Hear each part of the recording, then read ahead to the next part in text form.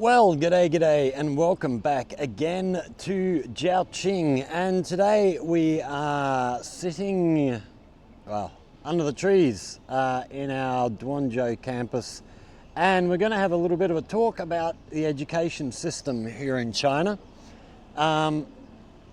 Give you some facts, figures, some of my observations from other people. There's a couple of things I've read online from people who either do or have worked here, as well as a couple of things from videos from other people working here, foreigners working in China, their sort of views. This is going to be a sort of multi-part little project. Today we're going to sort of talk about the overall education system here, mainly focusing kindergarten, primary school, high school sort of level stuff, and then we'll also do a video at a later date about college and university education here in China. And then we're going to go and try and do some videos inside some schools. So I've got a kindergarten I'm pretty sure are going to let me actually go in and video in the kindergarten, so we can give you a look around a kindergarten here in China. And I'm chasing up people to be able to go and look in a primary school, middle school, and a high school. So yeah, that's all to come, and we're still trying to organize stuff around that at the moment. So we'll see how we go. Any other little caveats I wanted to say before we get started? No, I think that's all. So, the Chinese education system.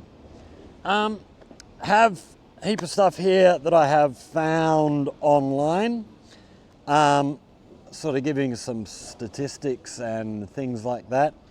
So it's the largest education system in the world, comprised of 537,000 schools, 289 million students, and 17.93 full-time teachers. There's 292,000 kindergartens with 48.18 million students, 158,000 primary schools with 107.25 million students, 53,000 middle schools with 49.14 million students, 24,000 high schools with 41.63 million students, and 4,618 institutions with 41.8 million students. Institutions being things like comprehensive schools, which we will explain what that is shortly. So the education system here is divided up into three basic categories. We have basic education, higher education, and adult education. Each child must have 9 years of education from primary school through to middle school. Kindergarten is not compulsory, although in my experience here, pretty much all kids at kindergarten age go to kindergarten. That is not necessarily the case when you get into smaller villages and stuff. I don't know. I haven't found that much information. So today we're focusing mainly on basic education, which is your primary, middle school, and we are going to go into high school as well. So basic education includes preschool, kindergarten, primary school, secondary education. So basic education goes right through high school, right to the end of high school. So kindergarten up to 3 years. Some parents will put their children in at 3 years of age, put them into kindergarten. Others maybe wait another year or another 2 years, maybe give them 2 years or even 1 year of kindergarten education. Up to families. Like I say, kindergarten is not compulsory here, although it is fairly common. Well, it is fairly common here. Like I say, who knows, when you get out into the smaller villages and stuff, who knows. So Starting off with kindergarten. Kindergarten is not government funded. So if you want your children to go to kindergarten, you pay the cost. It is, okay, so there's a kindergarten I go to from time to time. One of the teachers here, her family actually owns a kindergarten. So I'll go off to this kindergarten every 2 or 3 weeks, take my guitar, play some songs for the kids. You know, we do Old MacDonald, and if you're happy and you know it, clap your hands, the wheels on the bus, all this type of stuff, to give them a bit of practice of English. Kindergartens, I'm not sure how many of them are government owned and how many of them are privately owned. I know here in Jiaqing there's a lot of privately owned kindergartens. I don't know what the ratio would be, you know, nationwide, how many are actually government run and how many. But they, even a privately owned kindergarten, they do have guidelines they have to follow, government, you know, policies of what they have to teach. So they do, their basic sort of subjects are, from memory, I was talking to a guy from the kindergarten I go and visit yesterday. Mathematics, Chinese, reading and writing, music, and what was the other? Oh, PE, physical education. And then a kindergarten might specialise in other subjects. So the kindergarten I go and do stuff at, one of their specialty subjects is actually English. So the kids there are starting to learn English at a very, very young age. So yeah, I enjoy going and hanging out with them. They're a cool bunch of little kids. So here we have the kindergarten out the back of our school. We can see how quiet the roads are here, but we will come back afterwards about 4:30, 4:45, and have a look at the roads then and show you how much that changes.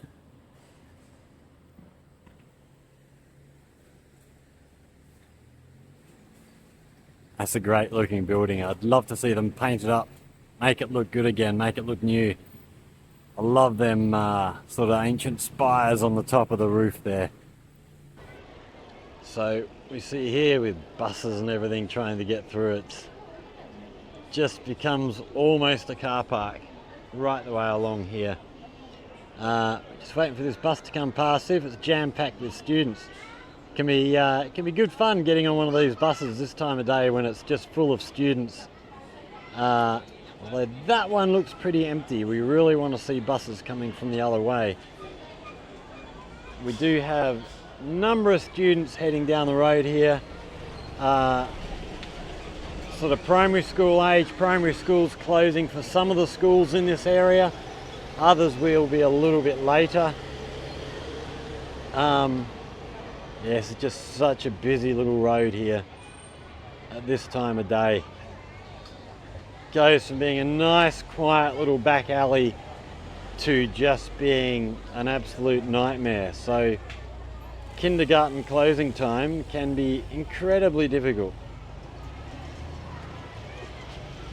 So here we have, must be a young primary school student on her way back home after her day at school.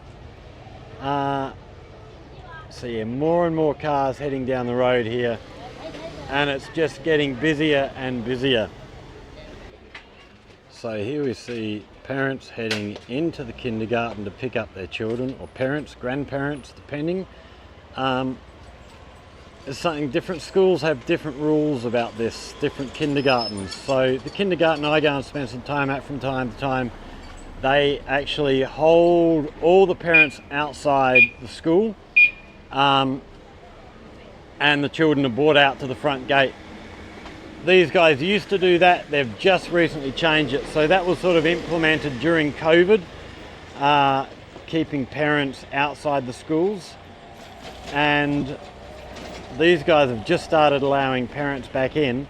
The other things, all the schools have, we see bus here jam-packed with students on their way home. Another thing, all the schools have security guards manning the front gate at all times. So we can see, where are we? Just over here, we can see the security guard there out the front. They will also often, actually I'm surprised I haven't seen them yet, they will also often have police come at closing time as well. So they actually have added security at school leaving time, and that actually comes from an incident they had a few years back where apparently a disgruntled parent came along with a knife, stabbed a couple of kids or teachers or something. It was not a very pretty picture, so yeah, they sort of started sending police along. So the police, not only for security, but it also helps with, a road like this helps with traffic control, make sure that the traffic is, well, they attempt to keep it moving smoothly through. Doesn't always work that way, and also just helping get the students to the parents. But now parents heading into the gate here, which is, like I say, has recently changed. Different kindergartens do it differently. Some, like I say, don't allow students on campus, especially if they've got more space out the front for parents to be waiting. But yeah, it's all good fun and games.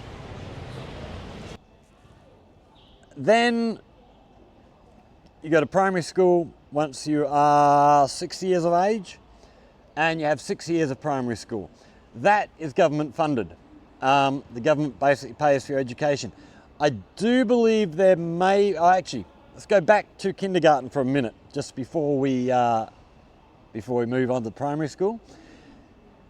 The kindergarten I go and visit, I was chatting to the guy yesterday, to send your child there costs 1,200 RMB a month, which he tells me is a pretty average price for Jiaqing. They're way over in the east of the city, the new part of the city, so it's a very new building and stuff. It's a very nice kindergarten. If you come out here in the west, which is the older part of the city, kindergartens are a bit cheaper apparently. They're a lot older buildings and stuff. They're not as nice, but I'm sure they've still got great teachers. But 1,200 a month is pretty average price.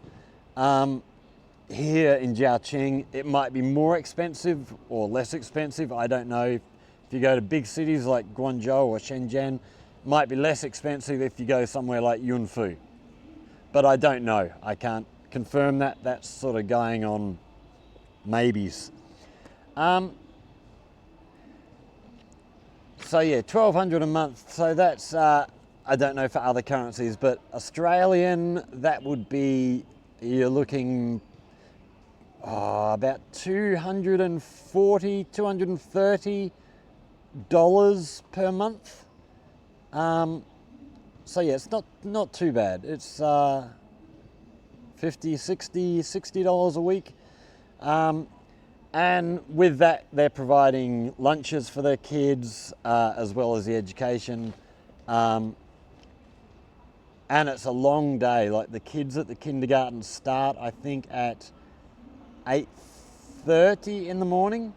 And the kindergarten I go to, they're going home about 4:30, 5 o'clock, depending on the age. The youngest ones go home earlier, about 4:30. And then they actually stagger the times that they leave. So it's not the whole kindergarten leaving at once, because that'd just be a nightmare. Primary school. So primary school, we start at 6 years of age. And like I say, primary school is compulsory and it is government funded. So there's no cost involved for your child's education. Although, having said that, some schools will apparently have certain costs for students. So if they're doing specialist subjects, they might have extra costs. There might be minimal costs for food and stuff because, like I say, the schools provide lunch. I've never seen a student, like bringing a packed lunch to school, which is something we used to do all the time when I was going to school when I was a kid. Packed lunch was sort of the standard thing, and as far as I know in Australia it still pretty much is, unless you're buying lunch at the canteen, which was fairly common when I was a kid, but not hugely common. Most kids, most of the time, bought a packed lunch. Here, right the way through schooling, they don't bring a lunch. Lunches are provided by the schools. So yeah, basically education is free, and that goes for middle school as well. So middle school, well, officially I think it's called junior secondary. So high school actually starts straight after primary school. You have junior secondary and senior secondary. But most people here that I've spoken to don't call it junior secondary. They refer to it as middle school. So that's what I'm going to refer it to here. So secondary school has two routes, either academic secondary education or specialised vocational technical secondary education. So the first 3 years is junior secondary or middle school. Then, so those first 3 years are again part of the 9 years education funded by the government. You don't pay for that. Parents don't have to pay for their students. Like say, you might have uniforms, lunches, things like that, but it's fairly minimal. After they've done 3 years of middle school, they can then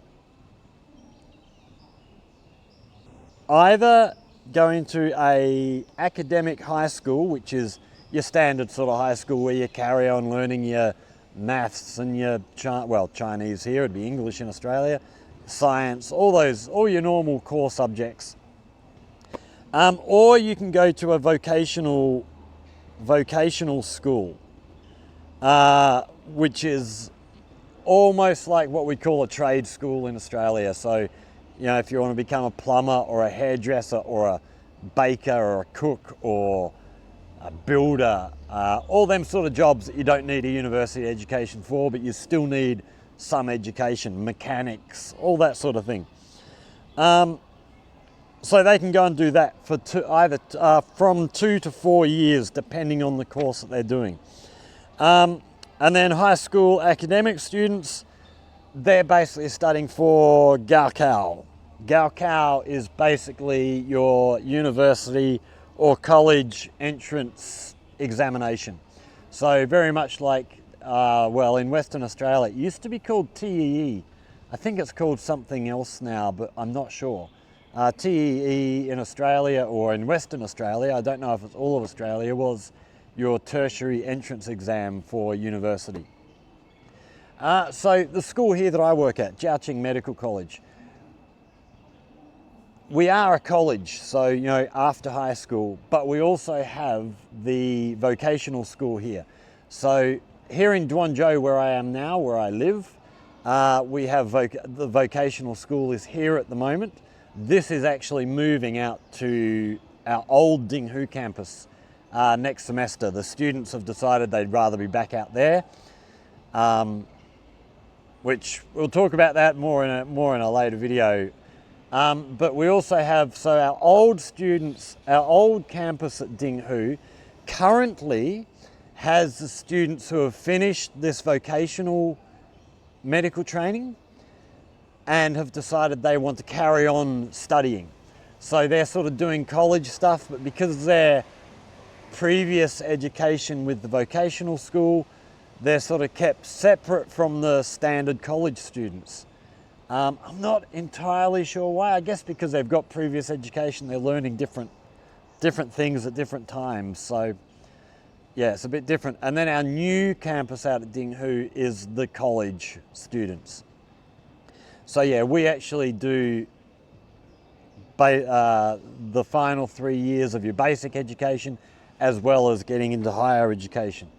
And we're actually applying at the moment for university status, so we'll actually be offering higher degrees as well in the future, hopefully. What other information do we have here? Okay, higher education, we have two categories: university, which is 4 to 5 years, undergraduate degrees, so bachelor, totally blank. What else? You got doctorates. There's something in between. Oh, master's degrees. And then colleges, 3-year diploma or certificate courses on both academic and vocational subjects. So that's your basic higher education. We're not going to talk too much about that at the moment because we'll do another video on higher education. And then adult education ranges from primary school right the way through to higher education. So primary includes workers' primary schools and peasants' primary schools. From what I understand, they're mainly in remote areas where maybe adults didn't have a chance to spend much time in school when they were younger, and they want to do it later in life. They want to go back and improve themselves. So there's a lot of this sort of stuff in remote areas to improve literacy levels and stuff like that. Secondary school for adults includes specialized secondary schools for adults. And then adult higher education includes traditional radio and TV universities, although now they're mostly online. Most offer certificate or diploma level, but a few offer undergraduate degrees. So that's sort of the basic levels of the education system here. And then the year is broken up into 2 semesters. So we have February to mid-July, 6-week summer vacation, and then September to mid to late January, and then 4 weeks winter vacation. There's no half terms, it's just the 2 semesters and they go right the way through. Although there are other holidays in the middle, so we've got the May Day holiday coming up, which I think is 7 days off. So they do have a little break halfway through the semester. So depending on the level of school,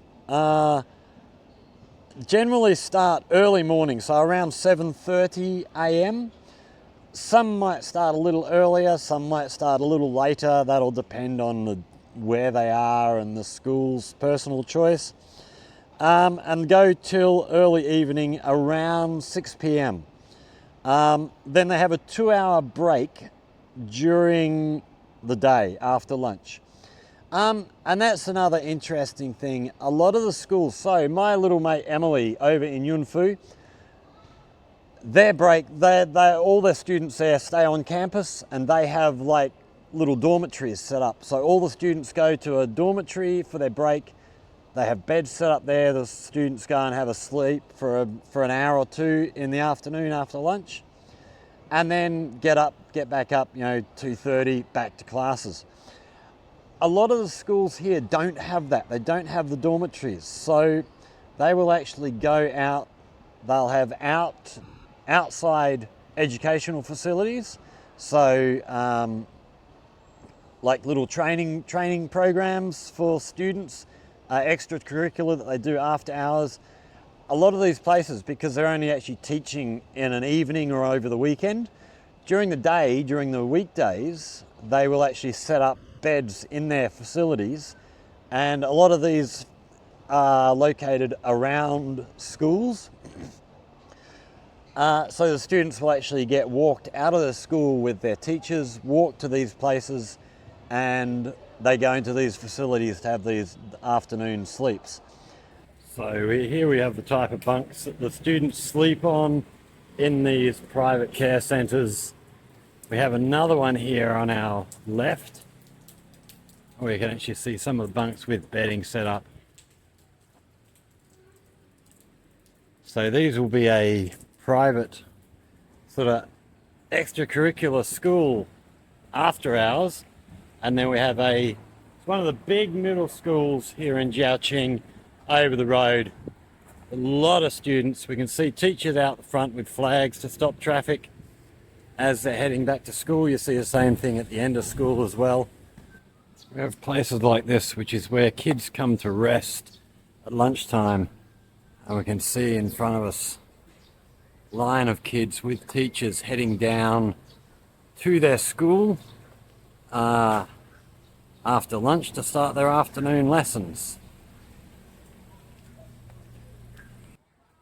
So here we have another place where they've obviously all been resting You see the kids walking back through to the other side here to come out this side. So these are all private sort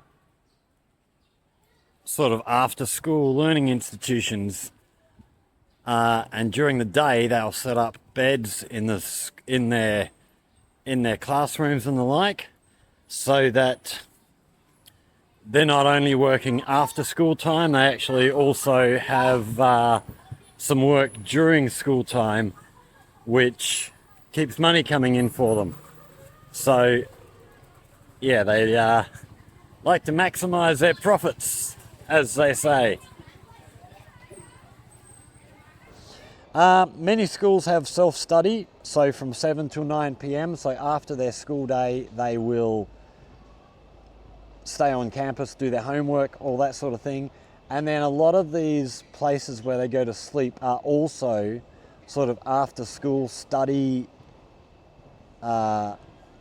places. So people will start their own little business and they'll set up desks and all that sort of thing, so students can actually come to these places, set up on a desk somewhere and do all their homework. They've got somebody there, I don't know, but I think a lot of these places are run by like retired teachers and stuff, or they have retired teachers come and work for them. So the students have someone who can actually help them with their homework and stuff if need be. And then many schools apparently also have extra morning classes in science and math on Saturdays,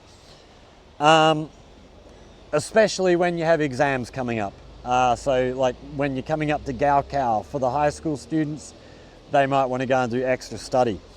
And many parents also send children to extra classes.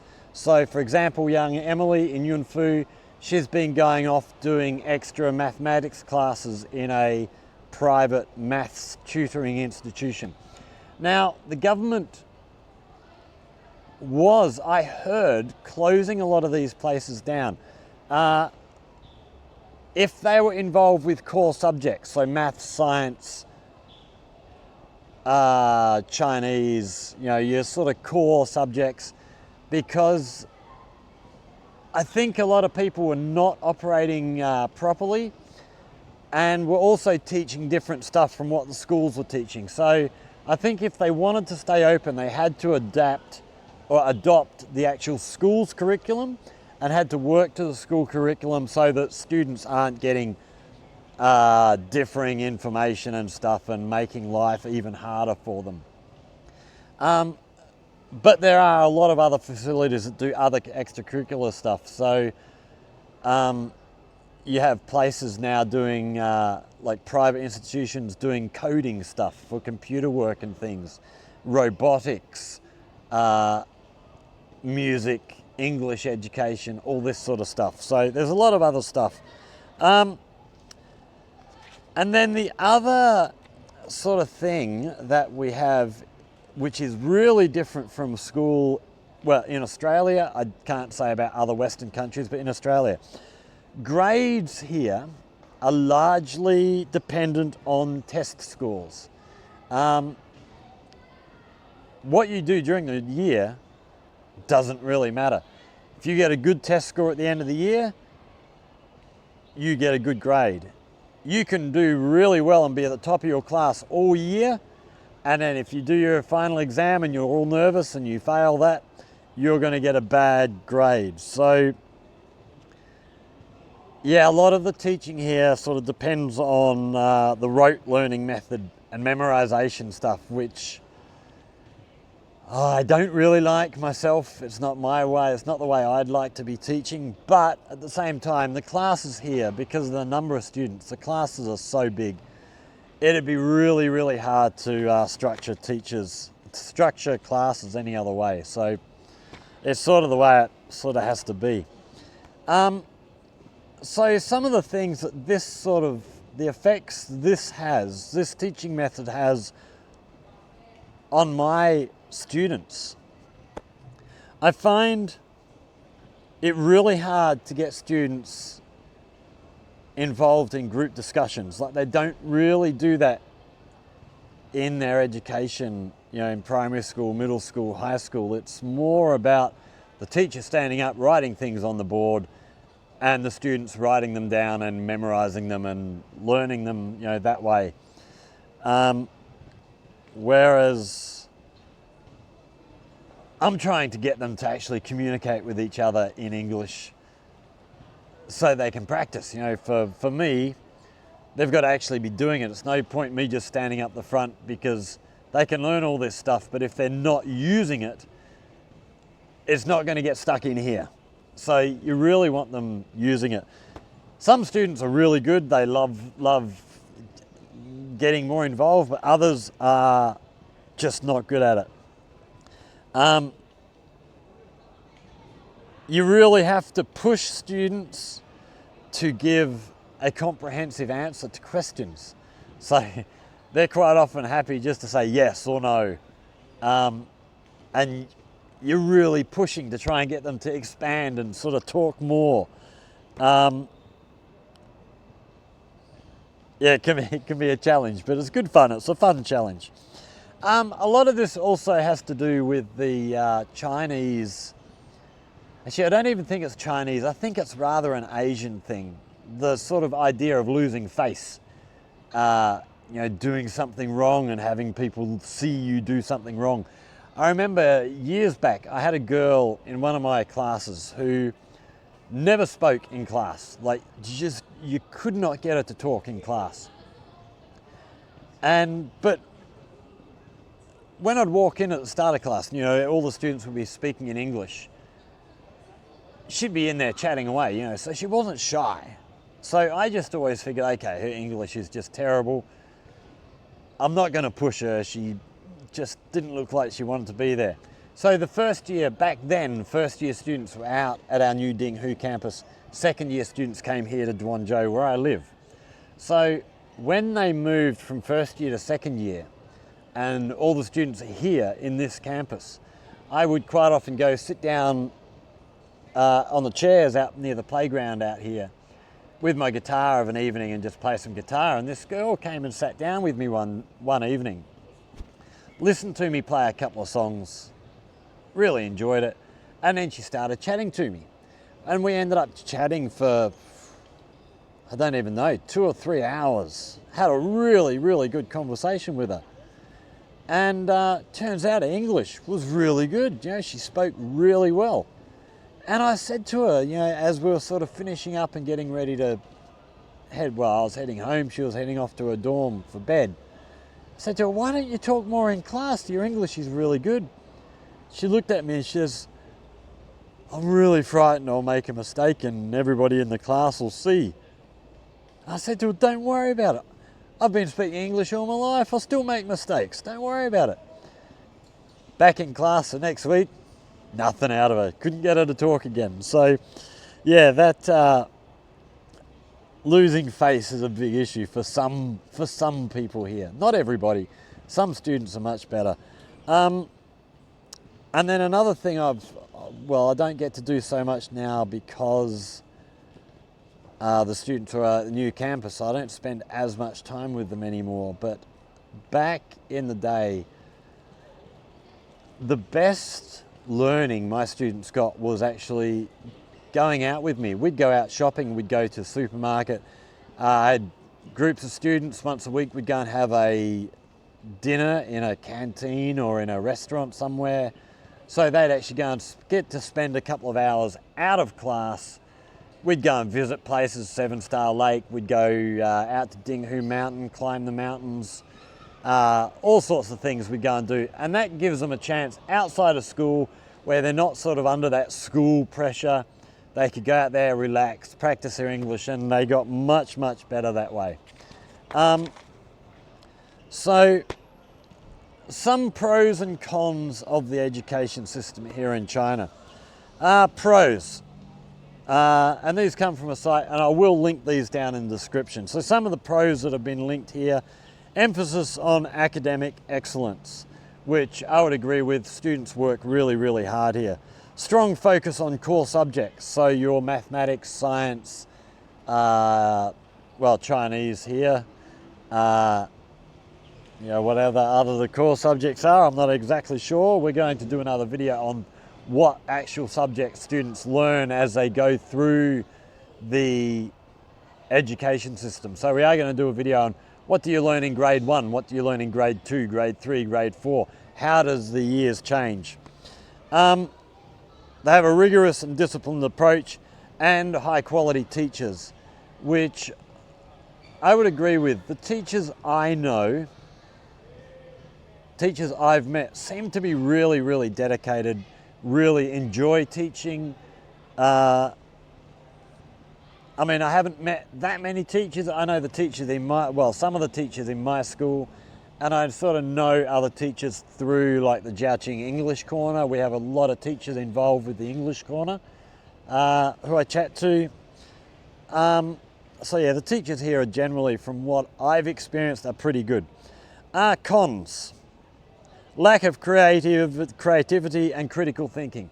So yeah, like I say, a lot of their grades are dependent on exams, and a lot of their classes, from what I understand, are basically the teacher up writing stuff. They don't really do much interactive stuff. I was talking to some of my students about their memories from school, asking them if they do we used to do projects at school where you get a small group and you have to do a project over 3 or 4 weeks and then present it to the class, or assignments and all that sort of thing. And they don't really do a lot of that.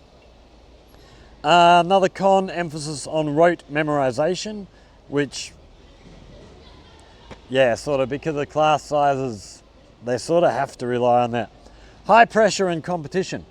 Definitely, the numbers of students. If you want to get into a university or something, you have to get a good score. There is a lot of pressure on students here. If you're less worried about university and you have sort of other things, it's probably less pressure on you, but still pretty full on.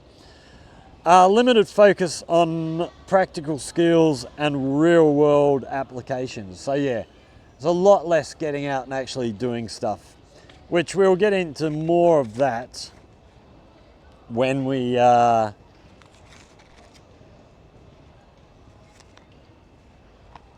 do future videos on actually what they're learning in schools.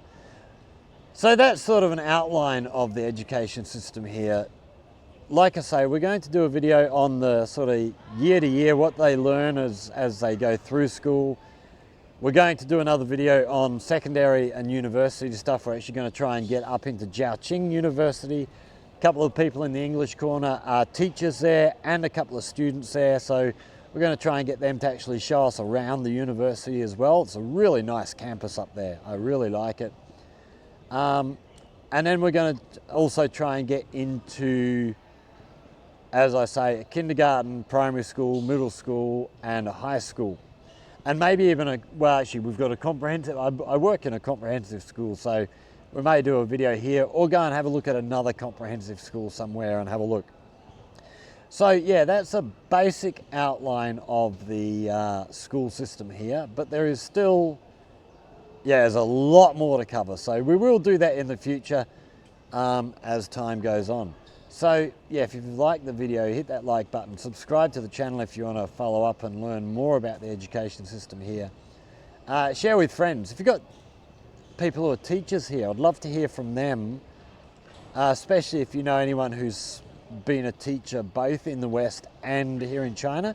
I'd love to hear other experiences, maybe from people not from Australia like me. So maybe what's an American experience, what's a British experience, Canadian, how do they see Chinese education compared to education in their countries? And yeah, if you have any questions, comments, hit us up in the comment section. If you have anything you'd like to learn about life here in China, again, hit us up in the comment section. So this video actually came from a comment on an earlier video. Somebody actually asked about the education system here in China. So here it is, we've started on that one. So this came from a viewer comment. So if you've got something you'd like to learn, let us know and we'll bring that to you. Thanks for watching, everybody. Yeah, we will see you all in the next one. Cheers.